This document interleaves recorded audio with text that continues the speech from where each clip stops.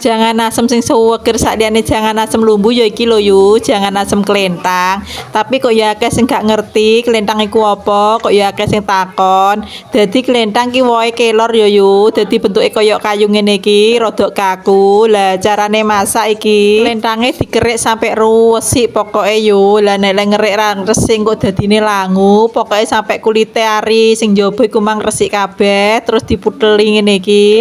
Lah muteli ya kaya nek muteli lumbu ngono ku lho kok karo dibret ngene iki dadi resik sak ari-arine. Dadi aku dina iki ya jangan asem, kene ya jangan asem. Dadi ceritane ku jangan asem lumbu kene suweger yo dadi dina iki pengen jangan asem neh, cuman bedane sing kene jangan lumbu, saiki jangan klentang. Jangan klentang ngene iki lho yo ya akeh sing takon, carane piye aku kabeh ngono kok dipangan. Dadi mangane ora kok dipamah klentange kabeh ngono yo. Iki mangane disisili jerone tok. Masih rada ribet ngono ku radah yo, dudoe jangan klentang ki suweger. Nah, nek wis bar kabeh ning muthi ngene iki terus diombah sampai resik yo. Bar ngono terus digodhog ning banyu molak-malik. Kumang saurunge aseme yo melok tak godhog bareng banyune pas ngetepno banyu mang lho yo. Nah, bar ngono terus tinggal ngelek bumbune biasa. Aku nek jangan asem ngono kae kaya video-video saurunge. Ana bawang brambang lombok karo terasi dulek sampai lembut. Wis karek nambah asem sing digodhog terus dulek neh yo. Nah, bar ngono terus balik ning jangane mang klentange wis medhuk, lebokno bumbone terus kei laos. Wong dina iki aku masake rasa jeguran iwak panggang yo, soalnya ning bakule iwak panggange ra ono. Jarene yo memang kok bakule kono, kok pusate kono lho yo ora nggawa. Dadi yo rasa iwak panggang-panggangan yo, tapi masih yo ngono nek dikelo lumbu utawa klentang, jangan asem tetep suweger pol yo. Nah, kayak gandengane iki mang aku yo goreng tahu